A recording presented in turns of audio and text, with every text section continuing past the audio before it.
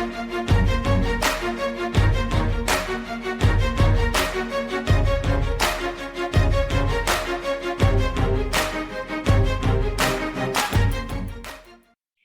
team, come on in and take a knee. So glad that you guys are here on our field today. I'm Coach Mikki, and today I have with me Coach Jay Williams. And we are so glad that you joined us. And whether you're a first-time player, or you're a seasoned player, or you're a coach, or you're a team parent, we've got a little bit of something for each and every one of you and on our podcast. So today we are going to cover what does it take to be a running back. And I'm really excited because Coach Williams is a run game coordinator. He's been working with running backs for many, many years. And to get his insight and his expertise today, I'm really excited about that. So welcome, Coach Williams. How are you? Good, good. Glad to be here. Yeah, sorry about. I was kind of like I was going to call you Coach Jay, and then I caught myself. That's But fine. I'm really glad that you're with us today because I've had an opportunity to work with you, and I absolutely love the way that you coach. And any team that I've been on with you, or parents, or even the players, um, everybody gets something out of what you do and how you coach. And to me, it's always a pleasure to coach with you because of the way you coach and your insight and your expertise. So. Uh, with that being said, so what does it take for someone who really wants to be a running back? Um, Realistically, it doesn't take much. It doesn't. You got to have some of the basics. Um, you got to have a little bit of speed. Size is important, but it's not the end all. Um, I think out of all of the offensive positions, the running back in today's football, because they mainly pass and don't run that much, the running back has to have a really big heart and a lot of determination, to be successful. Because it's just something that is kind of on a back burner now in this whole spread offensive thing. It's like coaches run when it's very short yardage or to keep a defense honest. So they're not just passing, the entire game. Um, and most coaches don't really spend a lot of time on the stats and everything when it comes to the run. you know um so with that being said, you got to have patience, that's for sure, because it's not like when I played where a running back could carry the ball between 20 and 30 times a game. You're looking at more like five or six, if that. um you should be able to be a receiver. You got to have hands because of the passing game, and they like to throw to the running backs a lot. And running backs really need field of vision, just because of the way the defenses are in today's football, and the way the offenses are structured. There's not too many teams that have some form of a lead blocker for a running back. And like I said, with the style of defenses that the teams play, um, you know, you're going to hear talk of in the trenches, the battle being won in the trenches and stuff like that. But realistically, for a running back, their game starts 5 yards past the line of scrimmage. And I teach that to all my running backs. Yes, it starts when the minute the quarterback puts the ball in your hands, but you don't really engage, so to speak, the enemy, the opposition, until you get to the linebackers. And that's where the real fight is with the running back. And we have, we call it levels: level 1, 2, and 3. Well, level 1 is the line of scrimmage, level 2 is the linebackers, and level 3 is the secondary. And I'm finding more and more running backs have a hard time running the ball at the second and third level. And to be successful and have colleges look at you, you have to be successful at the second and third level. And that's takes time. It's very hard to teach. There's so many factors that go into it. Field of vision, shiftiness. Can you make a guy miss?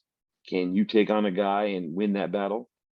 You got to have leg drive, high knees, a lot of the basics, a lot of fundamentals that should be taught, when you first start football as a little kid. Um, and ball security. There's not a lot to it, but it is kind of I don't know, intense, a little difficult. Like I said, to be if you want to be that standout person, you want to, whatever you have a goal. I want to score, 100 touchdowns in this season, or I want to be have the most yards in the state for the season or the county, or you should set goals and try to reach those goals and try to push yourself. Always push yourself to be better. And we're all human. It happens. Things happen in games. And you just try to not make those many mistakes and rebound, from whatever bad that happened the week before, turn that into a positive for in the upcoming weeks. you know. Yeah. Other than that, that's pretty much football, for a running back. It's because everybody runs inside, outside zone, they keep it real simple. And the defenses know that. So it's hard to, really be a game breaker. It is.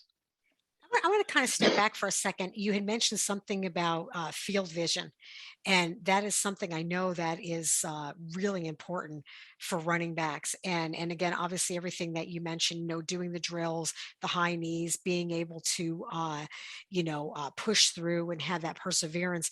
But the vision on the field, can you elaborate a little bit more than that? Because I see over the years, and even in some of the games that you and I've had an opportunity, that always seems to be something that our running backs struggle with. So what can players do to practice that can give them an opportunity to even excel a little bit more, or have kind of the edge when they step out on that field, to practice that? Or so elaborate a little bit more on that so they understand it. Okay. What I mean by field of vision is you can, in the process of taking the handoff and going to the direction of where the play is designed to go, your eyes are moving and you're scanning the whole field. You're watching what everybody's doing so that you know when you can make your cut, your break, and get downfield. Okay. And you're right. All the up and coming running backs, the majority of them, they don't have that. They are either looking down or they're looking straight ahead, you know. And part of that is, and I don't mean to, put down anybody for the way they do things, but part of that is due to coaching, at the lower levels, because now it is just so important to go north and south. You get the ball, get down the field as fast as you can, and Yeah. get as many yards as you can. And it's just like take it and go and get what you can get, you know. And the successful ones, the kids that you hear about, in the ESPN 100 and 300s and all those are the kids that can do that and still shake and bake, be shifty, use all the other assets they have, spin move, stiff arm, even lowering their shoulder and taking on a safety or corner and winning that battle, you know. And those are the kids that these colleges are picking up, and they're not big. The average running back size for today's football is 5'8", 5'9", somewhere between 180, 200 pounds. It's not like, yeah, you're going to have that one in a blue, like a Derrick Henry from Alabama. Alabama always picks 6'2", 6'3", 230, 220, 240 running backs. I don't know where they're getting them from because I don't see them around here, but they're hiring them somewhere, or we're building them in a factory somewhere. But everybody else gets stuck with the 5'9", 5'10" guy, 5'8" guy. This little squatty guy, and he's fast and he's strong. And that seems to be the norm. So like I said, anybody can play it. You just gotta. The one thing that a coach can't teach you is the heart aspect of it. There are gonna be a lot of times when you running up inside, and it's a melee. Do you have the heart to get through it, or are you just gonna take the hit and go down and, hey, I got 2 yards and okay, next play. Yeah. So I do a lot of. It's very simple. It doesn't matter what drills you run as a coach with your running backs, during practice. And these are things that the players can do at home too, the running backs. But if I'm running a cone drill or a ladder drill or anything like that, jump cuts, whatever, I always stand at the end of the drill, somewhere, whether it's directly at the end or a little off to the left, a little off to the right, with flashcards. and I put numbers on the flashcards, and I hold them up at a, and everybody can do it their own way. I like to flash it right when they start the drill, because I'm watching to see how long it takes them to look up, see it, call the number out, and acknowledge the flashcard. And when you can run the drill and you say blow the whistle or say go, and they can do it right away, they're going to have more field of vision. If they're halfway through the drill or getting towards the end of the drill and then they call it out, well, now there's a couple, question marks going off in my head. Is the kid have a vision issue where he needs glasses or contacts, or is he just not looking, And so now I need to work with that kid, explain to him why it's so important and everything else, and you just keep working on it. But they can do it at home if they have a brother or sister, mom, dad. Spend 10 minutes, and have the kid take the ball and, he say, I'm going to do this, I want to run from here to here in the backyard or in the driveway or whatever, and have them just flash the card, with whatever they want to do, and watch and see how long it takes them to respond with the number on the card. Now don't get me wrong, don't get any 3x5s and write in pencil. That's going to be very hard to see. Right. Close. I take a full sheet of paper and I printed it out with a big dark black font, and I had 0 through 9, so, but you can see them from 10 yards away because it's the size of a piece of paper. I'm not, hey, get a microscope and look at this little tiny number, this little dot over here, So you got to be realistic, and then, with the field of vision is also there is also football IQ.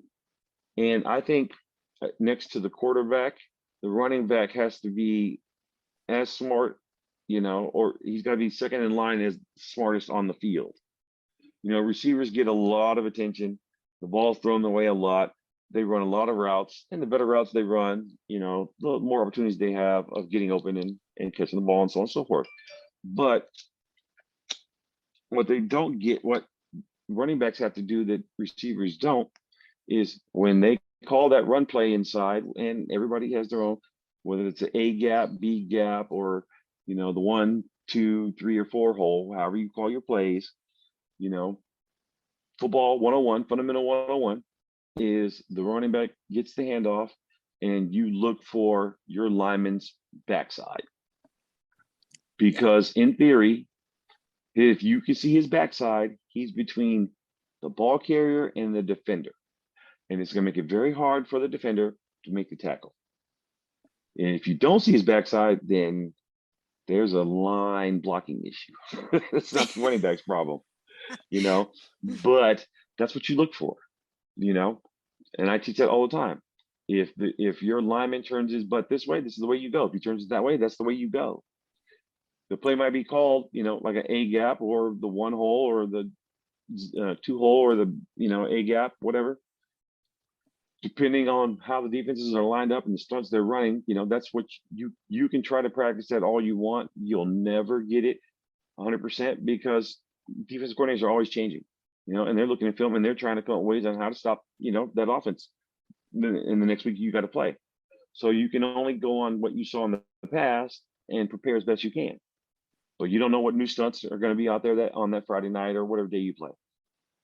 So And that's a good statement. I mean, that's really a good insight because I've seen just in the past, again, we call a play, and you're set to go and they know where they're supposed to go. But if that hole closes up too fast, you got to have somebody, a running back that can make a quick decision. If he sees maybe it's the B gap or he has to right, bounce out because he sees something, just because that's the way the play is designed and that's what you're supposed to do, you got to be able to adjust.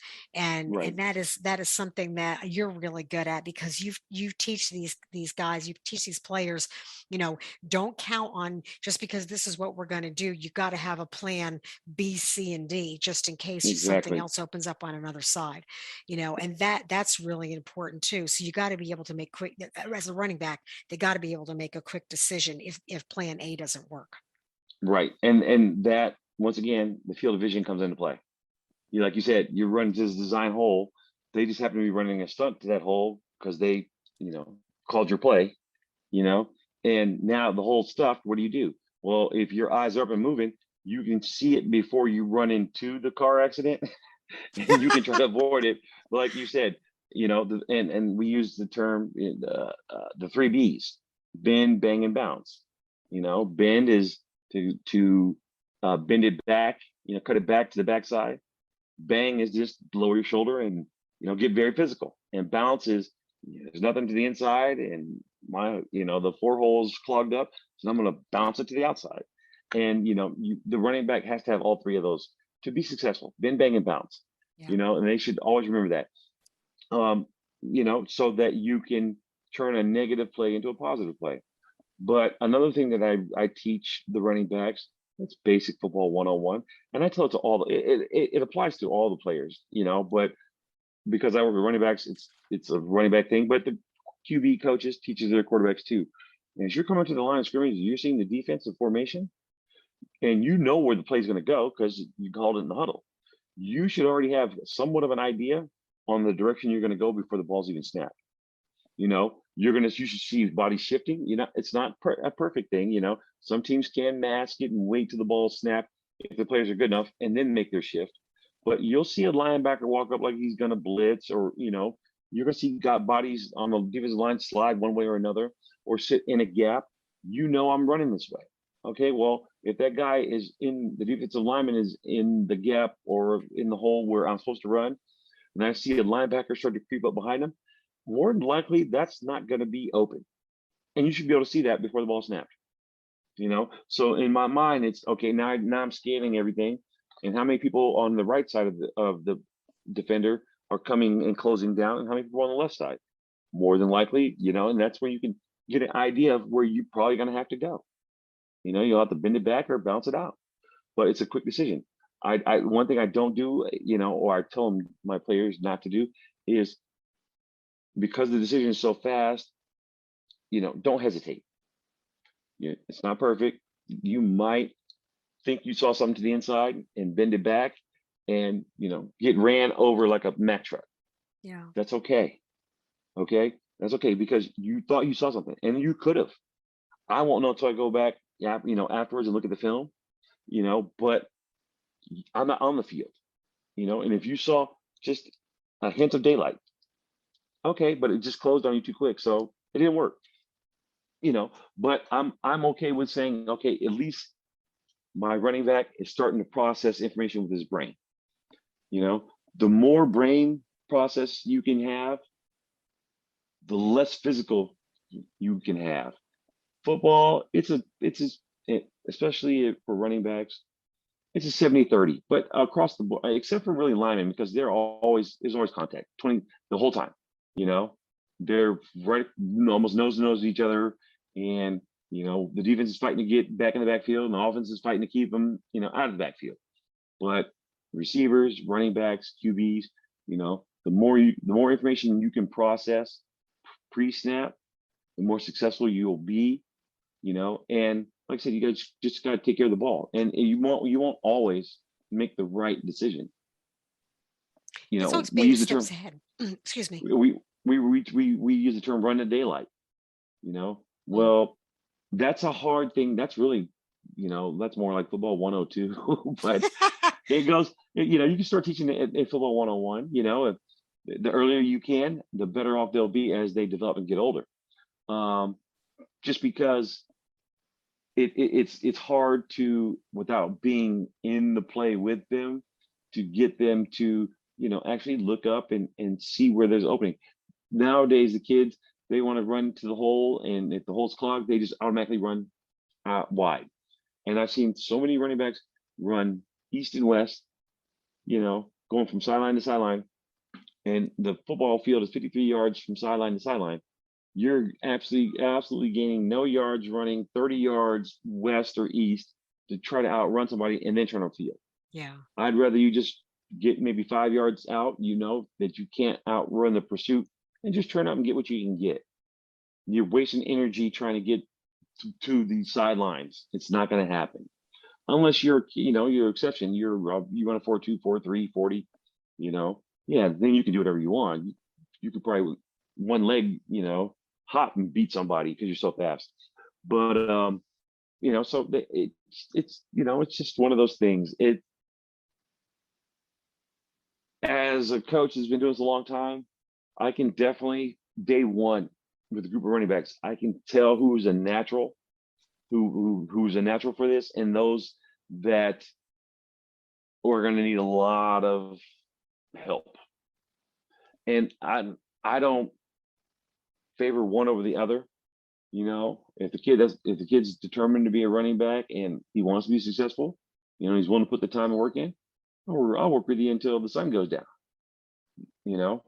But keep in mind that, and I tell this to all my players, every pregame, hey, tonight it's game time. You worked hard all week. I'm not out there. I'm never putting on another uniform and shoulder pads. I had my days. I had my fun, and now I'm teaching it. And I've given you all the necessary tools. I taught you how to spin move. I taught you how to jump cut. I taught you how to set up a block. I taught you how to lower your shoulder and shade a defender, and everything else that goes with it. But it's up to you to use it in the game. Either you're going to use it or you're not. I can't go out there and do it for you. And that's the other aspect of it. There's the actual teaching of it and the physical part of learning it, and then there's the application part, in a game. But I don't want you to sit there if the hole's filled and dance around for 5 minutes, wasting time. Just make one move, and this is what I teach it to all my running backs: one cut and go. As you advance down the field to the next level and the next level, you might have to get a little dance, happy feet. You might have to do a spin move. You might do other things. But that first, from the line of scrimmage to the first 5 yards, it's one step, one cut and go. If you need to. If not, if the hole's open, just hit it.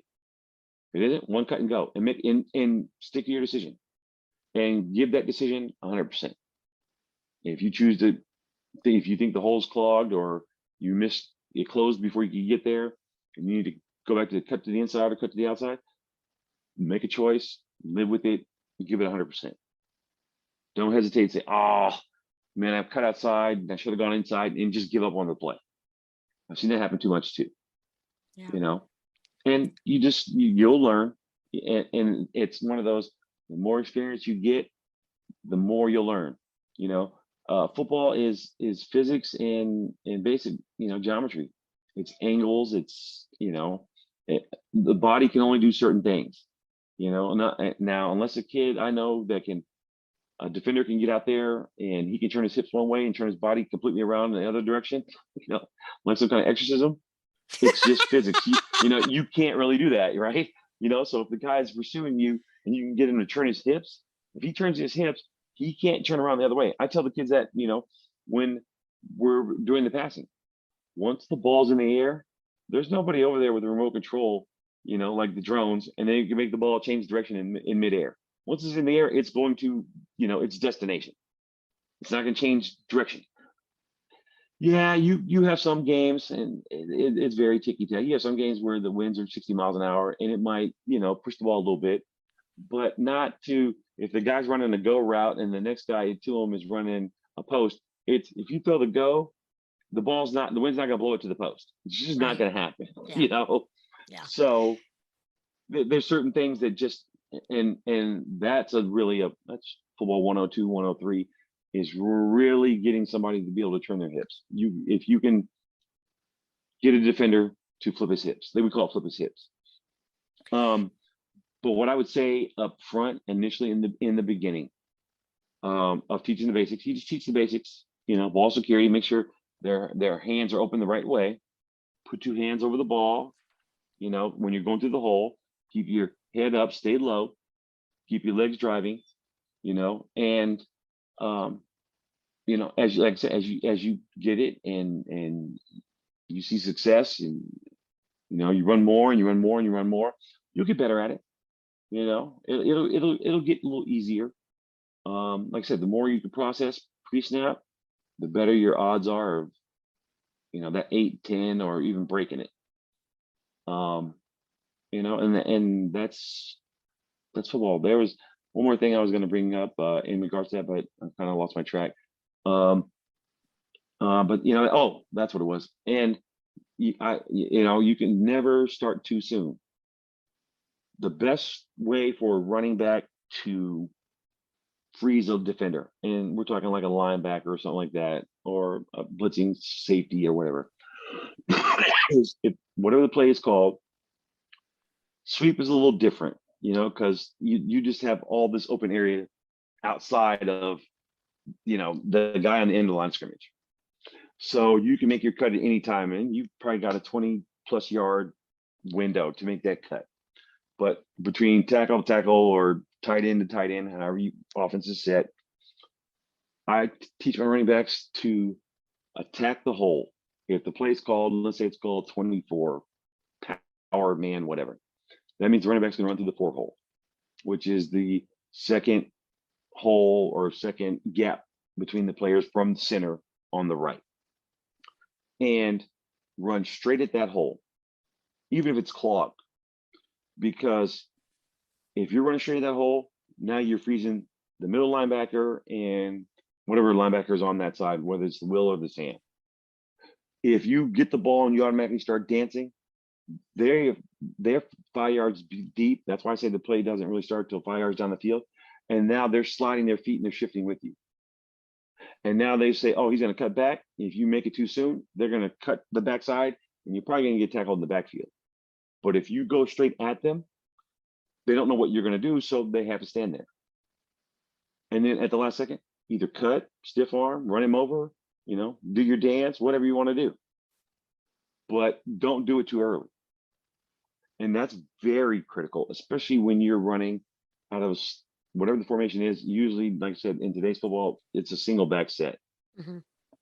A lot of teams are starting to slowly migrate some of the old school football that I came from, where they have 2 backs in the backfield, or they have a wing, and a lead blocker. But it's just a handful of plays at this point in time. Everybody's still holding on to the spread. They use those plays more when it's inside the red zone, goal line. Then you get a touchdown or a 2-point conversion. Other than that, you're just running single back set. So you have to be your own lead blocker and your own runner. Yeah. I had the luxury of growing up in an era where I had a lead blocker. So I would always get right behind him, put my hand on the shirt. We'd go through the hole, and as the defender came, I would grab him and push him in that direction and then bounce off and go. It was real easy for me. It's not so easy when you don't have anybody and you have to take on linebackers by yourself, and as you get older, those linebackers get bigger, stronger and a little faster. And you're going to have to learn how to adjust to that, and dealing with running back to the varsity level. That's one way I teach their blocking for pass blocking a little different than I do at the lower levels, because now you're getting the big discrepancies. Defensive end is 6'6" and he's 250 and he runs a 4.7 40. Well, you're still 5'9" and 185. You can't take him head on. Yeah. You're in concussion protocol. You're just not. He's going to run you over. So how do you block him? You got to be smart enough. You have to take an angle, and you have to get him at that angle and get him in his hip.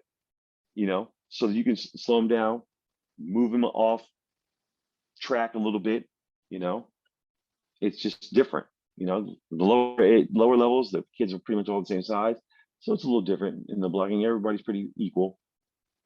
But that's something to think about. Hey, I'm this size, and that guy's, that linebacker 6'3", 250. There's no way I can run him over. What are you going to do? Well, that's, So I that's think, about when all you, I got. like you said Go ahead. before, that's when you're planning ahead and you've got your field of vision. If Right. you see that down, coming down the pipe, and you're going to have to run into that, you better make your game plan. So one, you can either Exactly. get those couple yards, or like you said, avoid them at all cost. Or if you're going to take them on, at least take them into a point where you can handle it. There's, Yes. but that's really good insight. And that's a lot. there's a lot of responsibility for a running back, and they have to be one of those people that think on their feet. They got to be competitive. They've got to have the mental toughness. Like you said, take a good handoff. That there's nothing worse than seeing something screw up in the backfield because they didn't open up correctly. You know, Right. and like you said, that field of vision. So it's there's a lot to it, but I do like the fact that you said anybody can who really wants to be a running back can commit to it. If you commit to anything, but you really got to want it and you got to put the work in to do it and get it, because when you do have those plays, like you said, if it's 4 or 5 out of the game, you better make them count. Now, Exactly. Yeah. Everyone is precious. Make everyone count. yeah, And that's where that heart and that mental toughness comes in that you just can't really teach. You can kind of guide the player, down that path so that he wants to do it versus a receiver. Receivers are usually getting tackled by safeties and corners, so they're about even in size and speed. Where the running back has to deal with defensive linemen that are twice his size and linebackers. So the hitting is different, you know. And if you're that guy that doesn't like to get hit or is afraid to get hit, or you can't take a hit, you know, that can't be taught. You just running back is not for you, and that's what I mean by that mental toughness. You got to know you're going to get up in there and it's going to get nasty, and you're going to be okay with that. You're going to get hit by 2 or 3 guys, whereas, like I said, receivers out to the outside, it's one-on-one, and he'll make the catch, and then he can get tackled by the corner or safety, whoever's covering him. It's a one-on-one situation. There's no running into each other and slamming into each other and getting low, and low man wins the battle, and driving your legs to push somebody back. You don't have that for the receivers, so it's just totally different. yeah. You know, and that's all part of that desire and that heart. Do you want to be that guy? Those are the successful running backs, the ones that know that it's going to get physical, but I'm willing to get physical with you. You don't always win every physical bout, but if you can take a hit and get back up, you're going to have some success.